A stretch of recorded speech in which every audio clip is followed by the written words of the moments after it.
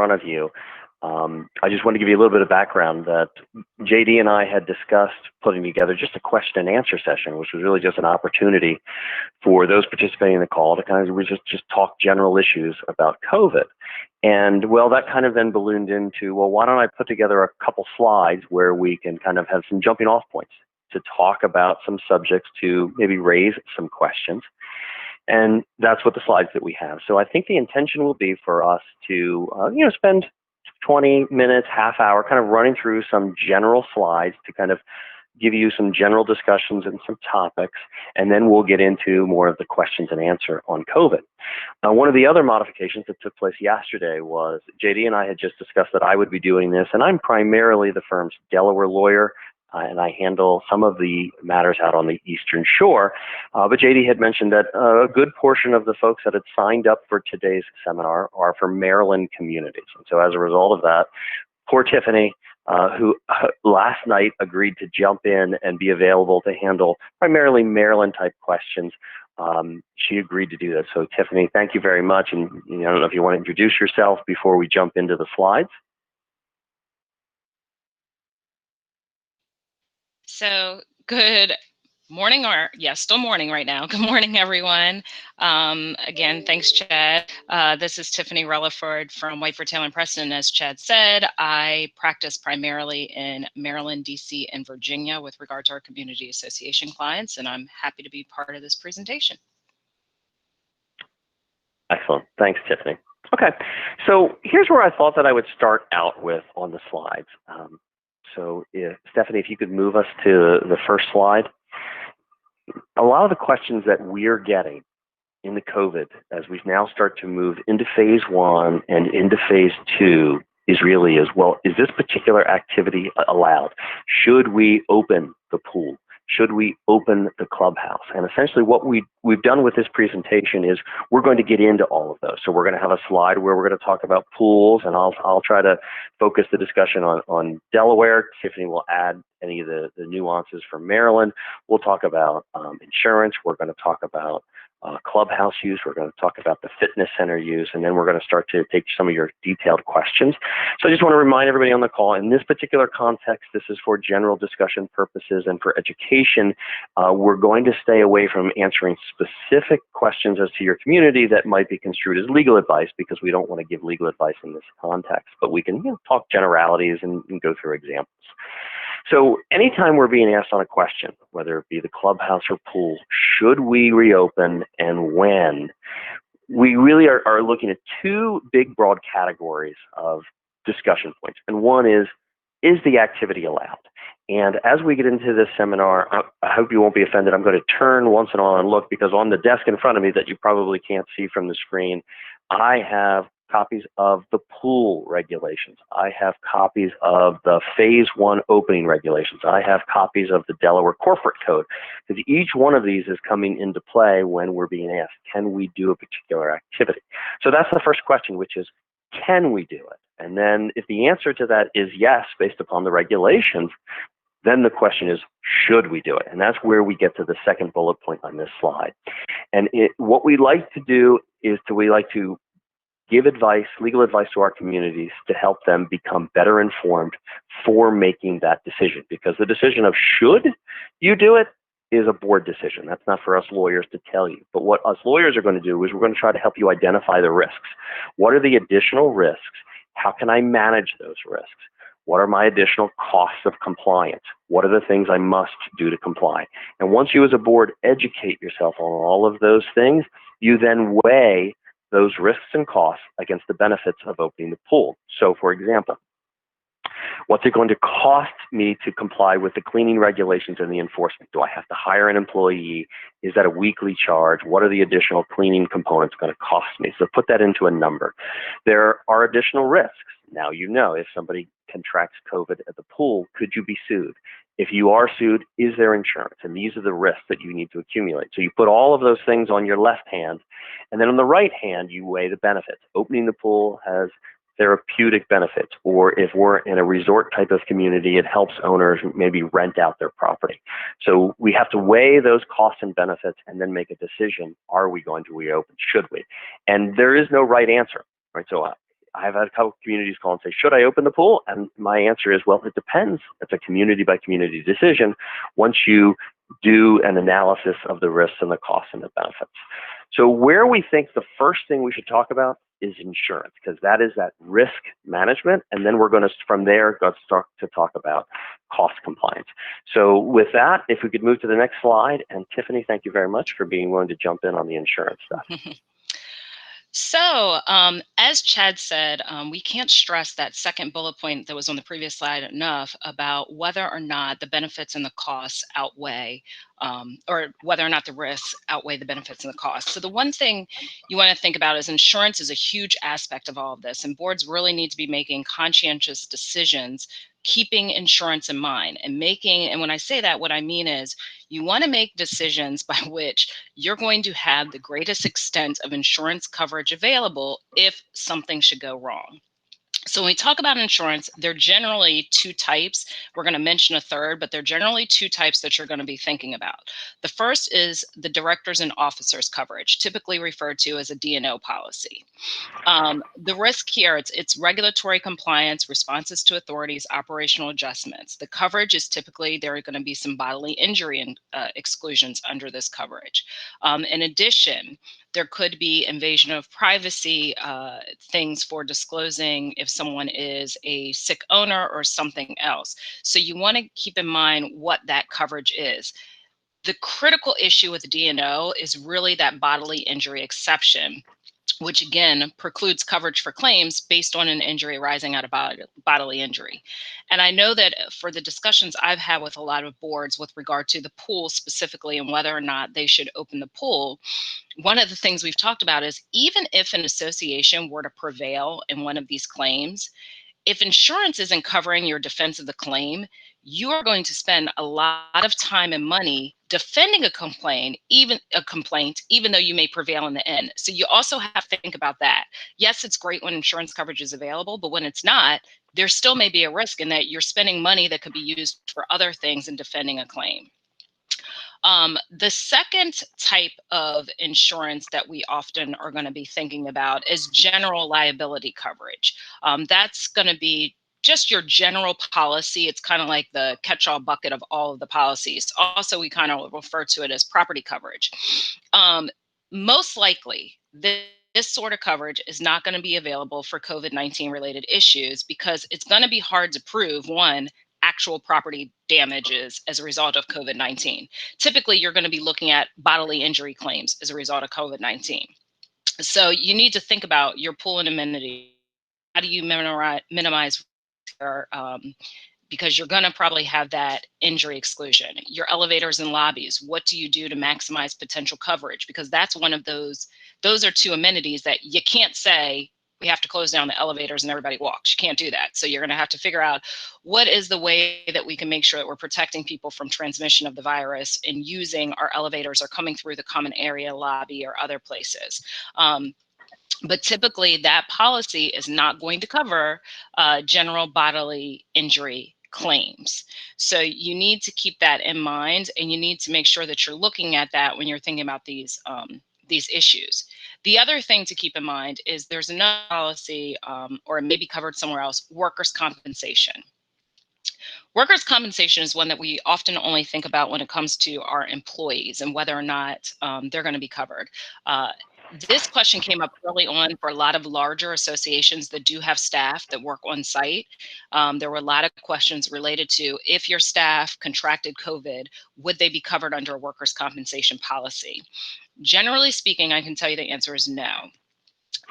Workers' comp ordinarily covers diseases that are unique to the employment itself, not to the ordinary general public. So when we think of workers' comp in the context of COVID-19, we're thinking about healthcare workers or also thinking about first responders, because those individuals are ordinarily going to face these types of situations where they're going to come in contact with people that may have some sort of highly transmissible virus or something else. But typically speaking, someone who works as a general manager or a maintenance person or something else is not in that line of work where they're typically going to be exposed to this type of an illness. So generally speaking, that if someone when your staff contracted COVID-19, usually not going to be covered by a workers' comp policy. So the main thing you need to be thinking about with regard to all three of these policies is, what can we do in order to make sure we have the greatest chance of insurance coverage should somebody file a claim? So that's another factor of that decision-making process with regard to the common elements and amenities. All right, thanks, Tiffany. So the next slide that we have is where we're going to start to talk about, well, enforcement. Because before we start talking about the specific regulations for pools, what we want to talk about is the general enforcement once an association chooses to reopen one of its amenities, say the clubhouse or the pool. And where I'm pulling most of my guidance from when I'm answering these types of questions right now is coming from, first place is, for example, the Delaware reopening plan. I'll just show that on the screen. Maryland has a very similar plan. So I'm going to kind of generally talk about the analysis, how we go through it from Delaware's perspective. And then I don't think there's really anything much different from Maryland, but if Tiffany, if you're aware of it, just feel free to chime in. So the way that these regulations are set up, Delaware is now in phase 1, so is Maryland, right? Maryland's in phase 1. Delaware announced yesterday that phase 2 will start June 15th, so 2 weeks from the beginning of this week, we'll go into phase 2, and some of the things will change. So right now, phase 1. And the way that the guidance is developed in phase 1 is there's general guidance for individuals, there is general guidance if you're a business, and then there are industry-specific guidance. And each one of those, I think, is applicable to a community association choosing to open. For example, the general guidance leads to all people interacting with each other, and it covers things such as the face covering, washing your hands, the 6-foot distancing, the percentage limitations, the things that everyone's been talking about in the news and you've been hearing about. But when you go beyond the general individual guidance, you get to business guidance. And some of the things in the business guidance will apply to community associations. For example, certain common areas where people would congregate are typically to be closed. People are required to self-quarantine if they have certain symptoms. And these are the types of things that I think would apply to a community association that runs like a business. So if you have employees, the provisions in this particular guidance would apply to you about your employees in the common areas, and if they have symptoms. There's regulations about how often you have to clean touch surfaces, where you have to have hand sanitizer available for your employees. So if you choose to open up the clubhouse, I think that the general business guidance is something you should review, and more likely than not, it's going to apply to you. And then what you'll do is you get into the industry-specific guidance. And I'll just pull out for an example. There's a page in the guidance related to fitness facilities and gyms. And the expectation is, and I've actually had a couple conversations with the health department, is that their expectation is, if that's the type of activity that's transpiring in your facility, you should comply with the industry-specific guidance. And we'll talk about that when we get to, like, for example, the gym facility, and I'll talk about how frequently are you supposed to be cleaning the free weights, for example. And so all of that is coming from the reopening plans, and they're going to change when we move from phase 1 into phase 2. So let's talk a little bit about just general compliance with the governor's orders and essentially the capacity limits for clubhouse. And this is really kind of fits into the definition of gathering and social distancing. So gathering, and I'll just read you the definition from the plan because I think it makes a lot of sense, is that gathering refers to the social setting where appropriate social distancing, i.e. the 6-foot separation, may not be practical, such as receptions, trade shows, and similar events. However, gathering limits do not apply to the number of people in a facility at any one time. For instance, a retail store may have more than 10 people and not be considered a gathering. So if you take that definition and you apply it to, for example, your clubhouse, we don't believe that you have to limit your clubhouse to only 10 people. But you have to be aware that there could be 10 people gathering in, say, for example, the pool room to play a game of cards. At that point, you have probably exceeded the gathering limitation, even though you may not have had a capacity limitation on the clubhouse. And so hopefully I've tried to explain that, in the best way possible, but we've been getting a lot of questions about which one of those applies. Do I have to keep it to 10 people? And by the way, I want to make sure you know, when we move into phase 2, that 10-person gathering becomes a 50-person gathering. So you have to be aware of that, because as we move forward into the future, the limitations are going to expand and we'll be able to do a little bit more. And then finally, I've got a lot of questions about face masks. Do people have to wear face masks if they go to the gym? Do they have to wear face masks all the time? And there are regulations specific for gyms about face masks. Phase 2, it lightens up a little bit about whether strenuous exercise you have to have a face mask. So what we would say is there is regulations. The ruling guide of thumb is when people are within 6 feet of each other, they should have their face masks on. If you have employees, there's a certain amount of regulations that communities can choose as to what activities those employees are doing when they interact with others as to whether they should have their face masks. So that's the general guidance from the enforcement that we're going to kind of pull from when we are asked questions. So I think that launches us into pools. So Stephanie, can you jump to my pool slide? All right. So pools directly. I've been talking about pools just about nonstop for 2 weeks. So we kind of put a lot of the categories into this slide that we can just talk generally about and give you some general guidance. And here's where Delaware and Maryland are going to have some differences. And we're probably expecting a lot of questions. So the question, can they open? Should they open? That's the question I'm getting all the time. And the health department has put out guidelines. I'm assuming most folks on this call have seen the guidelines. The guidelines that Delaware put out have changed several times, and they're fairly restrictive when it comes to the frequency of cleaning, and it places upon the community the association's obligation to enforce social distancing, and it puts capacity limits on, and the capacity limits are a fairly difficult calculation based upon the square footage of your pool or the square footage of the deck around the pool. And so these are all things that you can pull from the regulations. So to answer that question, can we open? Should we open? Well, in Delaware, we answer the question, yes, you can open. Open goes all the way back to that risk cost benefit analysis. What's it going to cost to comply? And can I get insurance? Do I have insurance? What are my risks? So that answers that question. Yeah, you can do it. Now start to undertake the analysis. Some of the other questions we get, well, what about the furniture? If people, if I now have an obligation to clean the facilities, can I remove furniture and make people bring their own furniture? And the health regulations do not address furniture. It doesn't require you to have it there. So I have a number of communities that are choosing to remove their furniture because of the difficulty in cleaning it. I have some communities that are leaving the furniture there and implementing the cleaning regimen. It really is going to apply to what is your facility and what is the nature of the furniture that you have. Pool cleaning. So for the Delaware regulations, it's an interesting. High-touch surfaces are every 15 minutes to a 2 level, but that changes a little bit based upon of the other surfaces, and they're outlined here in the regulations. So I would encourage each community to look at the regulations if they're going to open and determine how are we going to clean. You have to use EPA approved disinfectants. There's the time frame. The question is who is going to do it, because what we're learning is the lifeguard companies don't believe the lifeguards should be cleaning because their focus is on actually lifeguarding.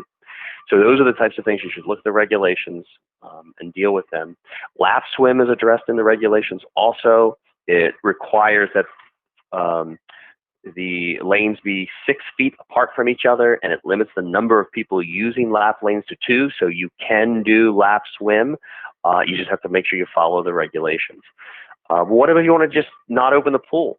Do you have to drain it? That's one of the other questions that we have seen. And what we've been advising folks is there actually are some jurisdictions issuing guidance on what you expect, what the expected regulations would be to not drain the pool, but to keep water in it and to keep treating it. So for example, Worcester County, which is Ocean City, Maryland, issued regulations setting the pH level that if you're going to keep your pool closed to the constituents, but it still has water in it. What pH level do you have to maintain it at, and how frequently does it have to be cleaned? So they're, not opening the pool doesn't mean you can just ignore it. You do still have to deal with that type of thing. And then lastly, we're being asked an awful lot of questions about waivers. Are they enforceable? Should we get them? So our general advice, and by the way, this does change by jurisdiction, is that in Delaware and Maryland, waivers can be enforceable, but we want people to know it is not the silver bullet to prevent all issues of liability. Having waivers doesn't stop you from getting sued. Courts oftentimes will not enforce waivers if the language is not clear and it wasn't clear what people were waiving. So what we say is they are a tool, they have benefit, but you shouldn't look at them as the end-all, be-all. So that's Delaware and Maryland. For example, Virginia, we know waivers aren't enforceable at all, so there's really no point in getting them. And then if you as a community start to think, do we want to get waivers? Some of the things you have to think about is, okay, how are we going to enforce it? How are we going to have people do it? What happens when some people refuse to sign the waiver? Who has to sign the waiver? Is it all adults? What do you do with minor children? So there's a number of things to think about when you go down the route of waivers. So we're happy to kind of talk about them generally. And I would say I have a number of clients that have chosen to draft waivers and demand that their constituents sign the waivers. And I have a number of communities that have figured that getting the waiver is just not worth the hassle. So that's really kind of it on pools. Tiffany, did I miss anything you want to throw in there for Maryland? Yeah, so just to throw in for Maryland, first to piggyback on what you said about waivers, I also want to put it out there to everyone that, like Chad said, like that's going to be a business decision whether you get them or not, because of Maryland, Delaware, D.C. Typically waivers are enforceable. But I think what we all have to keep in mind here is that we are in an unprecedented time. Never has a court probably had a case that's going to come before us with coronavirus issues. So let's say you get sued with that sort of issue and you have a waiver, this is all going to be new charter territory for the courts in deciding on those issues that are going to come before us. So it, typically with waivers, we may have some idea of some precedent of how courts have treated them with regard to certain issues in the past. Because of the pandemic that we're in now, and this is uncharted territory, we don't know how a court is going to treat a waiver in the future. With regard to Maryland and pools, just want to reiterate what Chad said. So Maryland's order did allow public swimming pools to open. But what you have to keep in mind is that Maryland also delegated a lot of that, saying it's subject to your local regulations and orders. So if you are in a different, for example, Prince George's or Montgomery County, those are the two counties that have the first and second highest number of coronavirus cases. Their county executives have specifically put out orders saying the pools are not going to be opening as of right now. They're not part of that phase one. So you need to make sure that you are looking at not only your state-specific order, but if you're in Maryland, you need to look at your local county order to see if there are any sort of restrictions. And that's restrictions with regard to opening, and also if there are any guidance or restrictions on cleaning. I don't know about Prince George's County, but I know Montgomery County that they are putting regulations together that address what Chad had mentioned, where if you decide not to open the pool, there's still cleaning regulations that you're going to have to adhere to if your pool remains closed. So you want to keep a lookout for those sorts of things. And also, as always, the CDC has a wealth of information on a lot of these topics. So make sure that in addition to looking at federal, state, and local regs, look to the CDC for some of their guidance on cleaning and other precautions that you need to be taking if you're going to open your pool. And let me jump into, because I see one of the questions in the chat box is relevant to the pool discussion. Let me just read the question. Can you discuss whether a sign saying users of these facilities accept all COVID-19 risks absolves the board of responsibility if someone claims infection was caused by exposure to the pool or the tennis courts? So let me take that question now, and to remind you that actually there is a affirmative duty to put signage up. The pool regulations actually require it, and it has a link to the CDC or which signs you put up. So yes, you have to put these types of signs up. But I think the question was really geared toward, does putting a sign up have the same benefit as actually having an owner sign a waiver? And I would, and I've taken the liberty to modify that question a little bit, but it does not in my mind. So the sign will give you some benefit. And the concept is it's a contributory or a comparative negligence, which is mean, and someone must know in today's day and age with COVID that when you choose to go to the pool, you're exposing yourself to more risk than you're staying at home. So that's an assumption of certain risks that you are somewhat negligent yourself in going, and the sign is putting you on notice of that. So it does have benefit, and that's why the sign requirement is there. But the waiver takes it even a step further in that not only did you know about it, but you're choosing to voluntarily waive your ability to file a claim should you become infected. So the signs are great. Yes, do it. Waivers add a little bit more on top of that. So hopefully I've answered that question adequately for folks. And I think that brings us to the next slide, unless Tiffany had anything else you wanted to throw out on pools.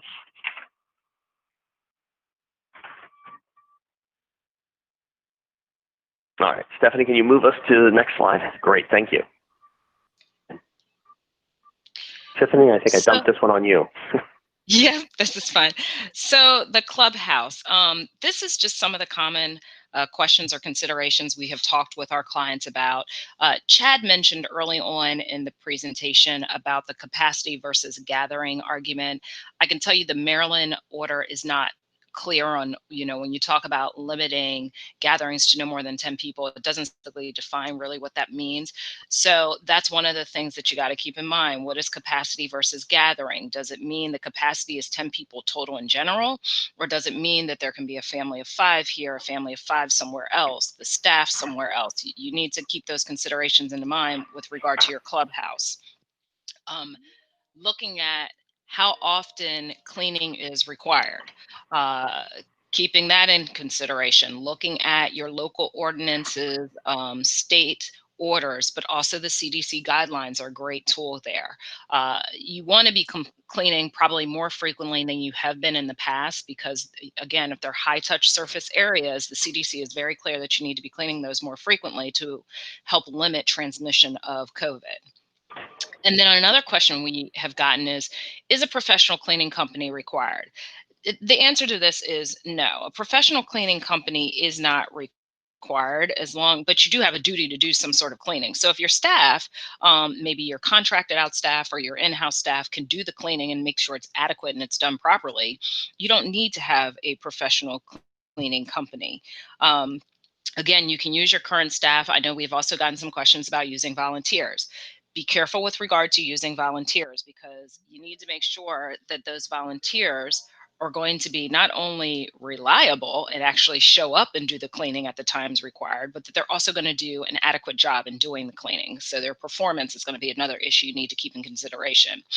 This is why most people may rely on your staff, because those are the people that get paid to do it. It's part of their job description, so you may have better results that way. But these are some common considerations to keep into account. Let me be clear, though. Chad will talk about Delaware, but with regards to Maryland, the way the governor's order reads, clubhouses, we have interpreted as clubhouses are not ready or authorized for opening as of yet. Because of the language in the order limiting gatherings to no more than 10 people, and because it doesn't provide a whole lot of guidance on that, we have been telling our clients keep the clubhouses closed for now. Chad, I'll throw it to you to talk about the Delaware issues.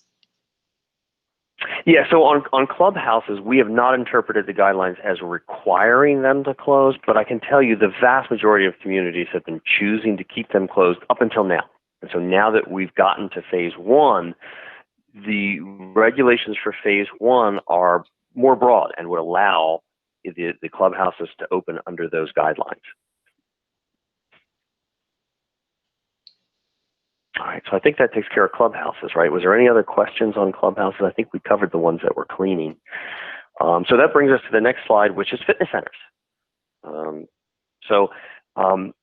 We put together a couple questions. Some of the questions related on fitness centers: does it have to reopen, right? Meaning, does the association have an obligation to reopen it? And I think the answer is no. You still don't have an obligation to reopen it, but under the guidelines, as you roll into phase 1, fitness centers and gyms are allowed to reopen, so the association may choose to once they go through the risk and the benefit analysis. Well, how often does it have to be cleaned? and does it have to be cleaned by a professional? And that's where, for Delaware, I am relying upon the guidance put out for exercise facilities. And I'll just read you some of the things that's required. That the exercise equipment has to be staggered at least 6 feet. Classes are not allowed, but if you do, you have to have socially distanced and limited. People have to bring their own yoga mats. The one that really catches people is that there has to be a regular cleaning of all equipment between uses. That includes free weights. So each time somebody uses a free weight, it has to be cleaned before it can be used by somebody else. So there's a number of regulations in here that go to how often the cleaning has to be done and what the products are. And so if you choose to open, the expectation would be that you would strive to comply with the guidelines that are put out by the state's office. Are masks required? So masks are required under the phase 1, and I've seen that in phase 2, the language related to masks does allow that if strenuous exercise is being conducted, masks can be excluded. And I think it was within, so long as you were not within like 10 feet of someone. I can go back and take a look at that. But so what you want to do is be paying attention. These regulations are changing all the time, as you might imagine. So this has happened to me once before, whereas I was given advice based upon what the regulations were on Friday, but then by Monday they had changed. So these are the things that you want to check on and check from time to time, just to make sure that what you're requiring as to masks, for example, on treadmills, is consistent with the regulations being put out at the present time. So that's kind of it for fitness centers. I think that brings us to the next slide. And Chad, can I just add, this is Tiffany. Sure. For Maryland, I mean, the Maryland order is specific about fitness centers right now. In phase 1, they're not open. The only exception is that if there's a fitness center where there is a daycare facility also located in the fitness center, and so the daycare center may be operational for essential employees, then they can have the fitness center open because if it's being used by the daycare center. But in general, both many county, at least I know Montgomery and Prince George's County, in the state's order that the fitness centers are not open at this point in time. Excellent. Is that also for outdoor exercise facilities too, like basketball courts, like venues like that? So that's a good question. Basketball courts and pools, no, as of yet, but there are certain other outdoor activities that are permissible at this point in time, such as golf. So if you're in a community that has a golf courses and driving ranges can be opened, outdoor archery, shooting ranges, campgrounds, horseback riding, those types of things. But typically speaking, and some outdoor swimming pools again, but when you're looking at pools, you got to go look at your local regulation, not just the state regulation. So yes, there's some outdoor activities that are permitted, but there are also some that are not. Okay. I think the next slide is yours. Were you going to take management offices? Sure. Yep. So Okay. Management offices, some of the considerations that you want to think about with regard to opening, and some of you all, I know that in Maryland, we have taken the position that community associations are essential business. So a lot of our management offices did not necessarily close down. They just limited some things and put further restrictions in place to protect the staff that were working in those offices on a daily basis. But most management offices, I mean, if you're in Maryland, we deem it to be an essential business, so you can reopen, or you may not have ever closed. You need to look at what services is being provided by the management office. When does it have to be reopened if it closed? And also, can it be restricted? And the answer to these questions are all going to depend on the level of service and access by your residents to the management office. I know that I have one large community in Prince George's County whereby the office has remained open during COVID, but residents cannot physically come into the office. So they have to communicate by other means in order to protect the staff. That is a restriction you could still put in place. The Maryland order with regard to any establishment coming in, for the most part, somebody would have to have a mask or the proper face covering if you're allowing them to come into your management office. Even though we're allowed to reopen certain facilities, we also have to keep in mind that reopen doesn't mean that everything goes back to 100% normal in the way it was before. So you may have to limit certain services because you still can't do things you were doing before as a result of state and local orders. So keep that in mind when looking at the management office. Okay, and I think the next slide is playgrounds and sports courts, which we got into just a little bit earlier. But the way I've been addressing that is, what is the activity? So you really got to focus on each activity, because you can't lump everything together. And so, for example, the Parks and Recreation guideline from the state of Delaware allow certain outdoor activities to reopen and to continue, but it does limit those that cannot actually be performed where social distancing can be maintained. It uses an example, basketball courts and playgrounds. So, for example, what I was saying, and it goes on to give an example that the tot lots or the playground, the expectation is you're cleaning it between each person's use, which is really just not practical. So that's why some of those things are needing to stay closed. Basketball, as you might imagine, is one of those close sports, but if it's just one person that's doing the activity, that's fine too. So you have to start to get into the analysis of each of the activities. Can I perform the activity while still social distancing, and can we do the cleaning that's appropriate? So some of your activities, maybe. I know that the National Tennis Association and the Pickleball Association have all put out regulations about whether you can perform those games socially distanced and what some of the best practices are. So I throw it back to the community to say, you have to make sure that if your activity can be done socially distanced, you can consider reopening some of those sports activities, and just you got to comply with the regulations. And I think, jumping ahead, that brings us to the next slide, board meetings, when then we'll talk about annual meetings also. And as you might imagine, I know that my last 2 weeks I've been talking about pools, clubhouses, and everything. But prior to that, I spent the other 2 weeks talking about board meetings and how to shift to electronic meetings. So I thought we might as well just throw this in here, because we may have a question or two about it. So board meetings, can they be virtual? And I'm going to answer for Delaware first, because Delaware is actually quite easy to answer the question. Delaware has always allowed electronic meetings, meaning to be present at a meeting in Delaware, you only have to be able to hear and to be heard. So you could have done telephone meetings in the past, you could have done video meetings in the past, you're allowed to vote electronically. So that has always existed. The problem being, it just takes an awful lot of coordination. So it's a lot easier just to throw everybody in a room and do a regular meeting. So as to Delaware, yeah, you can pivot to a virtual meetings. It just takes a lot of planning ahead of time. And I know Maryland's going to be a little different, and I'll let Tiffany jump in on that in a second, but let me just hit some of these other comments. Do you still have to allow the owner comment? Yeah. To be present at a meeting, all you have to do is hear and be heard. And some of these electronic platforms allow, just like this platform here, the moderator can mute you if they don't want you to speak, and then when it's your turn to speak, you can raise your hand or move forward.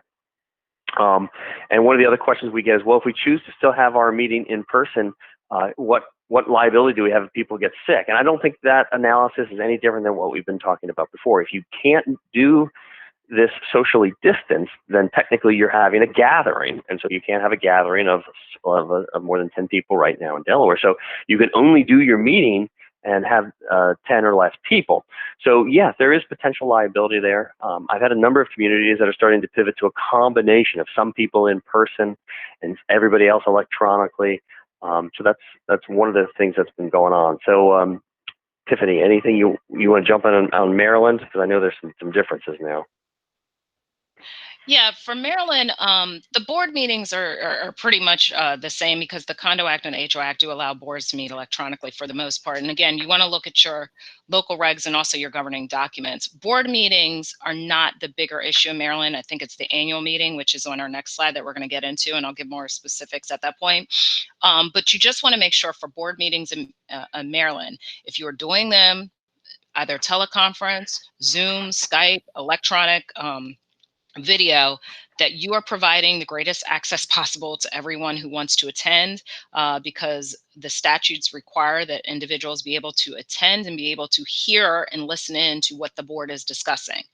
So sometimes in older communities, you may have individuals that do not have access to computers. So if you're using a Zoom option, you want to make sure there's also a telephone option for Zoom if I can't log into Zoom through a computer.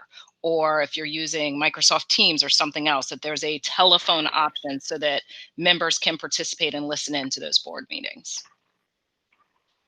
Okay, and then we'll jump over to the next slide, which is annual meetings. And just to make sure everyone on the call recognizes the distinction is, the board meeting is for the board to conduct business, but under both Maryland and Delaware, your owners have a right to observe and participate in that meeting at some point, but mainly just to observe. But the annual meeting is for the members to conduct business. And typically in that process, you are doing your elections or the adoption of the budget. And so annual meetings of members under Delaware law can also be virtual, as long as you can hear and be heard. Now, how do we put 500 people into a video call? It definitely has its problems, but it's not an impossibility. So it's easy for us to say, can it happen? Yes, us lawyers say, go ahead, do it. And then it falls on the poor property management company to figure out how to do it, get everybody registered. The issue is, well, how do we vote? Are we actually going to take hand votes or voice votes, or are we going to incorporate some sort of electronic voting system that everyone can use? There's plenty of platforms out there that allow that process to occur. It just takes an awful lot of pre-planning. So it was very difficult in those first weeks of COVID to pivot to this, but I think that people are learning and finding that there is a way to make this happen. And the questions we get is, well, can we prevent nominations from the floor? And that type of question we always go back to and say, I don't think COVID changes that. If you were allowed to do nominations from the floor before, you can still do it. You just have to find a way to make it work with your technology. So that's how I have. That's primarily the Delaware answer, and I know that we've got a little bit of a different answer from Maryland. So Tiffany. Right. For Maryland, for the most part, it does follow what Chad said. But the challenges we have faced in Maryland is that for some communities that did annual meetings or tried to hold them early on when COVID first started, there was some pushback from the Attorney General's office in Maryland with regard to the process they were following. The Condo Act and the HOA Act allow owners to vote electronically. The question is, how are you allowing for that? And how are you also allowing for nominations from the floor? And the nominations from the floor were of great concern to the Attorney General. So one of the options we came up with, or we've discussed with clients, is that if you're going to do electronic voting, I strongly recommend that you use an actual company to coordinate that with. Let me be clear, there's differences between electronic voting. Some people define electronic voting as I fill out a proxy or fill out a ballot and I email it over to the management company or the management office. Then you have the true electronic voting, which is I may do a proxy ahead of time, but for the true electronic voting, if I'm actually attending the meeting, I am given a website and an ID number where I actually log on to a website and do my voting that way. That's that true electronic voting. So the question became, in either scenario, there was an issue with nominations from the floor, and how do you account for that if I've already voted electronically?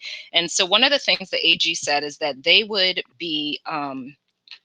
deem a meeting to be sufficient or meet the requirements of the law if the person allowed, let's say you have a Vote Now system or HOA Act, those are two companies I know that do the electronic voting, where they allow you to vote, but then you also allow for paper ballots for a certain period of time after the meeting before the election results are released. This would allow for, so that if I voted already, there are nominations from the floor, and maybe I wasn't on the actual virtual meeting and I want to change my vote somehow, then if you allow that 48 hours or 24 hours, however you determine after the meeting, to allow people to change their votes to recognize those people nominated from the floor, then the AG's office has provided guidance saying that that would be sufficient to meet those annual meeting requirements. But that was one of the main concerns. The other thing is that the AG's office has been clear that we all recognize that there really can't be an in-person meeting. And the reason why is because in addition to,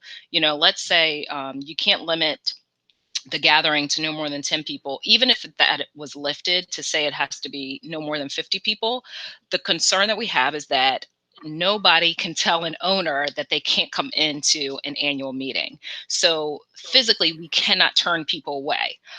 So the AG's office has recognized that difficulty and said that there shall be no in-person meetings until everything is lifted. And so your default is going to be to do it virtually. Okay, so I think that brings us to the next slide, which is questions. So let me take a shot. I think I saw one or two here in the chat box that I'll take a shot at. And then probably I guess Stephanie would probably then open it up. And what I would ask you to do is, when you do ask questions, tell us what jurisdiction it is so that Tiffany and I know which one of us should jump in.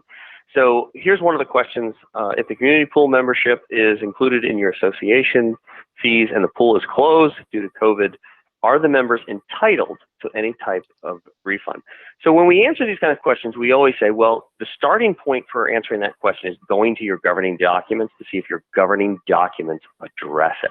I would be surprised if they do, but who knows? Maybe something like that is in there that entitles owners to refunds if certain amenities are not available.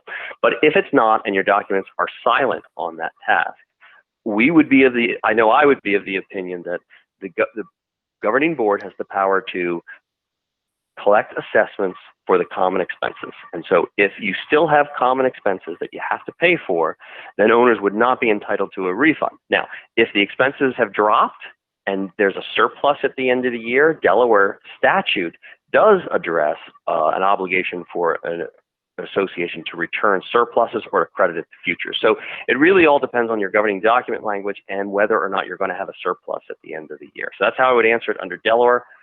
Tiffany, anything different in Maryland? No, I think that's the same. I mean, the first thing you're going to look at is what do your governing documents say about that. I'm also one of the people who have to look at, do you even have a way to parse out what the funds are for certain amenities? Because while you may have a pool contract, there may be other amenities. Let's say you close the playgrounds or something else. Is somebody going to come back and say, well, I want a refund for whatever portion of the money is spent maintaining the playgrounds? And you may not have it broken down that way that you could figure out what amount of money should be refunded for maintaining the playground since they're not open. So just keep those sorts of things in consideration. But I agree with Chad, you need to look at your governing documents and then look at the state statutes in your area to determine if it's even possible. Okay, one of the other questions from the chat box relates to open meetings. It says, we're a newly formed board. We've been holding Zoom calls up to 3 times a week. Should the homeowners be allowed to attend these meetings? So in Delaware, there's a few exceptions. There's always an exception to the rule that old pre-2009 HOAs sometimes get away from the open meeting requirement. But generally, most of your community associations in Delaware and Maryland have a requirement that board meetings be open to the public except for executive sessions. And there's a list of topics in the statute of the types of things that you can go into executive session for to exclude. That's generally, so generally, yes, obviously, but for each community, you're going to look at your governing documents and get a specific example as to your community and what applies to you, depending on which state it is. Tiffany, did I miss anything on that? No, the only thing that I would add, Chad, is you have got to be very careful with this because the whole intent behind open meetings is transparency. And it's the whole idea that the members of the community should be able to observe the board in action and know what's going on. I am always concerned when I hear, and I understand with new boards because they don't know yet, but I'm always concerned that if you start off doing this and owners get wind of it, the owners always tend to drive or go to the negative and thinking that the board is hiding things and that the board's being non-transparent because they're not opening the meetings and the board's meeting 3 times a week. So you want to make sure that you're limiting that to the extent possible. Maryland law is very specific about you have to put out a schedule of when your meetings are going to be. And the owners have to get a certain amount of notice of those scheduled meetings. So you want to try and adhere to that as much as possible. And further, if you are in certain counties, Montgomery County to be specific, anytime a quorum of the board is meeting, even if you got together at a bar and we're doing something, they will deem that to be a meeting of the board. So you have to be careful about these things where, yes, it may be a quick call to discuss something, but in certain jurisdictions, they will still see that as a meeting of the board and say, you didn't put out any information and you didn't notify the community of this meeting, even if you're not specifically voting on something. So just keep that in mind. Okay, so I think at that point we'll open it up. I see a couple other questions in the chat, but I guess what we'll do is open it up for questions now, and if there aren't any, then I'll double back on maybe these 2 that are still in the chat box because they're not necessarily COVID questions.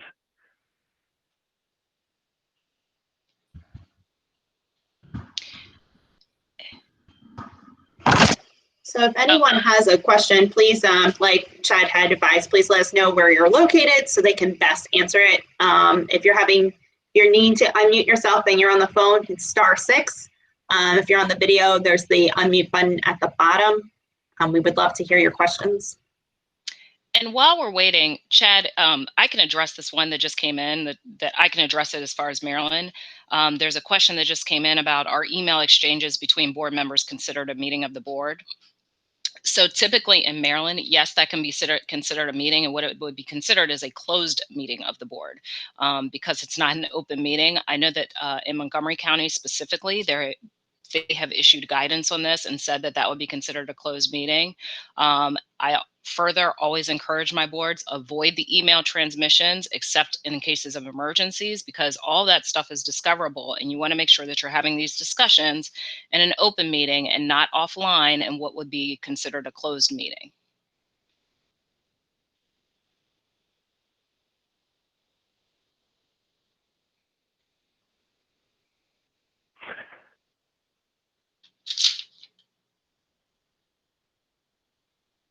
So I guess while we're waiting for questions to come in, I'll take a shot I at was the just question. trying to ask, I guess my mic was still off.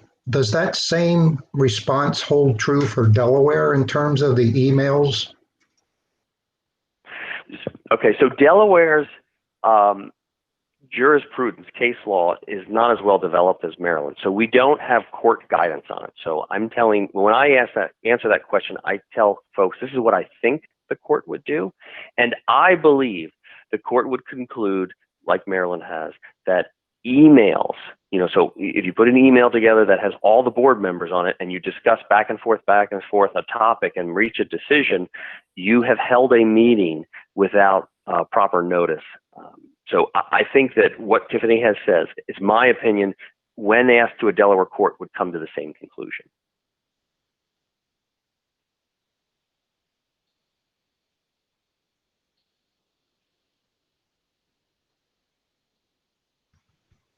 Great question. Is there any other questions before we circle back on the chat questions?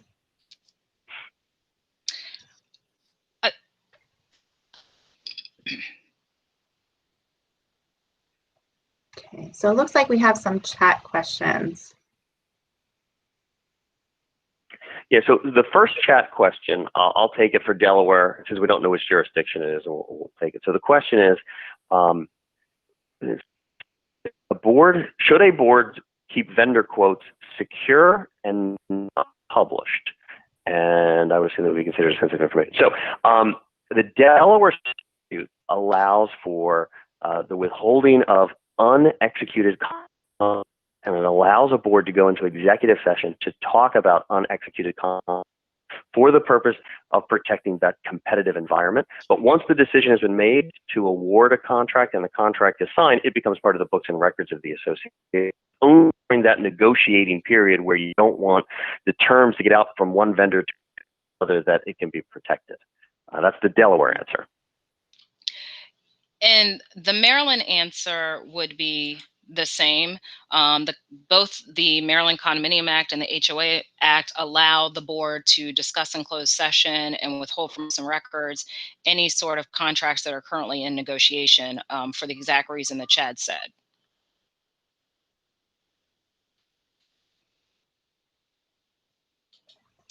All right.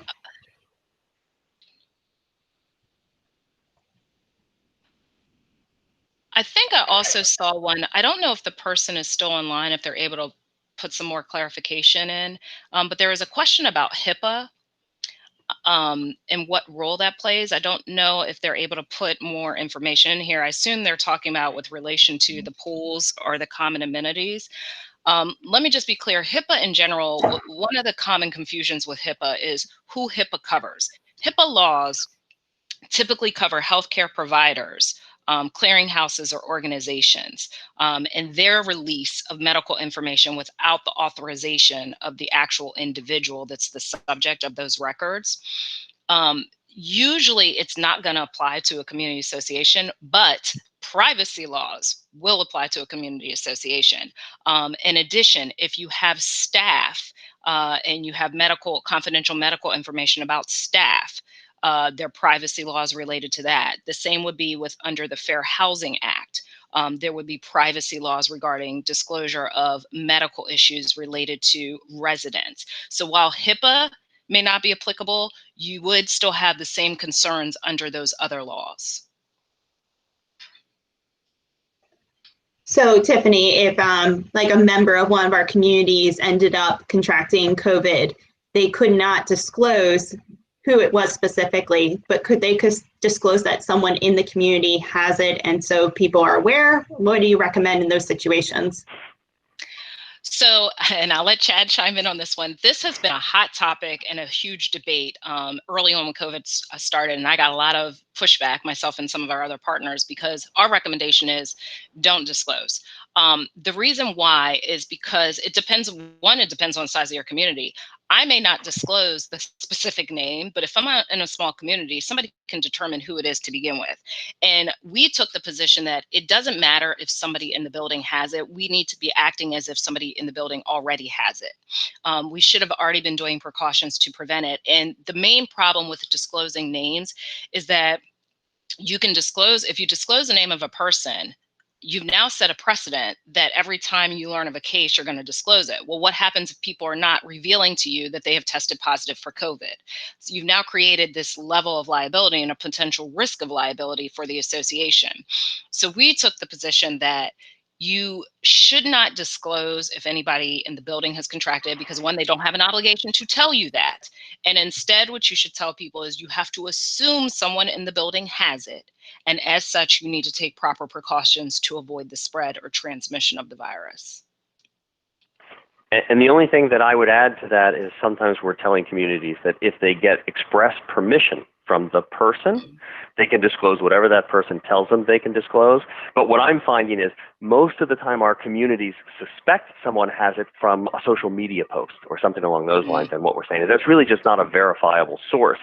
Go to the source. If the source gives you permission to tell their neighbors, maybe they want their neighbors to know, maybe they need some help to do it, but to only do it after they get express permission to do so. Great, thank you. Looks like a couple more questions came up in the chat, so we'll address a few more here.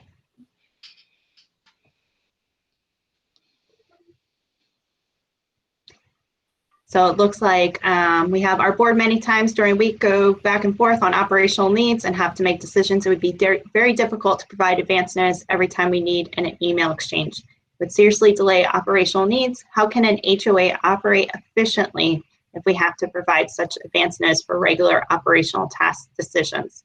So I think this goes back to the email correspondence. Mm-hmm. So Chad, I can address it. In Maryland, I get it. This is an unprecedented time, and you're absolutely correct that you have to make some quick decisions without having time to set up a meeting or anything. But what you need to make sure you're doing is, one, that is the exception, not the rule. Two, any decision that's made over email is not a board decision until it is ratified at a board meeting. Remember that your meeting minutes are the official documents of the board, and those reflect the business of the board. So you always have to keep the mindset that if we made a decision over email that we never ratified in the board meeting, it is as if the decision never happened. So for those emergency things or urgent matters that you have to tend to, especially in light of the pandemic, if you have to do it by email, you can do that, but you have to make sure that when you have your next regular board meeting, you are ratifying that decision that was done via email. Also, keep in mind that most documents say, you need to go back and look at your documents. Most documents say that if a decision is made outside of a board meeting, there needs to be unanimous consent. So if you are making a decision via email, all board members need to be in agreement with that decision. If they are not, you may need to call a special meeting of the board in order to discuss the issue and make a decision there. And I'm not, this is Chad, I'm not going to change any of that for Delaware. And we deal with it very uniquely because an awful lot of my clients are resort communities. So people do not live in Sussex County, Delaware, or they don't live in Ocean City, Maryland, but the boards are there and they have to still conduct business. And so it's a balancing of that transparency and what you're supposed to do. But I will also say technology allows you to use the Zoom and the telephone, just let your owners call into it. It's the emails that get you in trouble. Mm-hmm. So that sounds like another topic that we can get into another day. You guys, we'll wrap up in a moment if that's okay. Looks like we just had a couple pool questions and then we can wrap up from there. So Yep, yeah, and I can take that pool question about the small pool facilities, because I actually did call the health department on that particular case. I mean, and essentially I asked them, well, what do you mean? And I'll just read the smaller facility. This is all that's in the regulation. Smaller facilities can opt to monitor pool area and chemistry at least twice per day in lieu of staging staff at the pool, but must also reduce overall pool capacity to less than 10.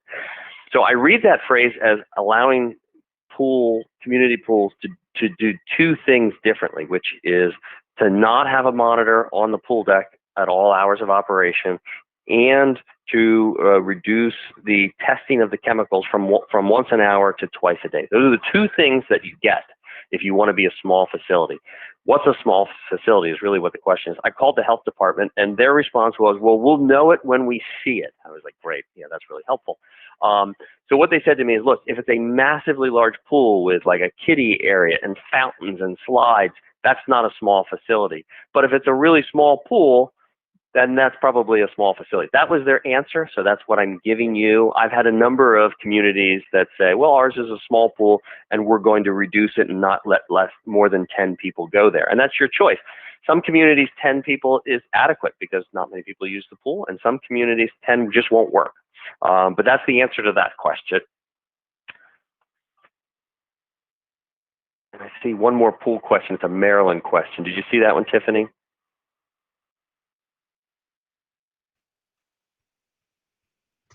So it says, Mm-hmm. do you know if community pools in Maryland are considered public or private? When you say community pool, so unless it is a public pool that is open to the general public, no, it would be a private pool. So a community pool could mean if I'm in a condominium that's part of a larger community association, but that pool is only to be accessed by the members of that association, including the condominium, no, that's still going to be a private facility. If it's a public pool where anybody in the public could pay for a membership, come in and use it, then it's a public facility. And if I could add, make sure you check your local regulations. So, for example, in Worcester County, which is Ocean City, they have 3 categories. They have a semi-private category. So essentially, that's for the community association where not anybody can use it, but there's a lot of different people using it. So make sure you look for your jurisdiction about what permit you have to have. And by the way, while we're talking pools, it's my understanding in Maryland that there are some super strict pool requirements coming into play in September of this year. So they intentionally made it September so that you can get through this season without having to deal with it. But for next season, there's an awful lot of regulations. So you may want to have a vendor come out and take a look at your pool that requires certain heights on fences and no leaping off points. And sometimes those new regulations conflict with the ADA, meaning the safety requirements make it very difficult to access a facility that it may be a violation of the ADA. So I would just encourage all owners to at some point have their vendor take a look at the new regulations and make sure their pool doesn't need construction over the off season.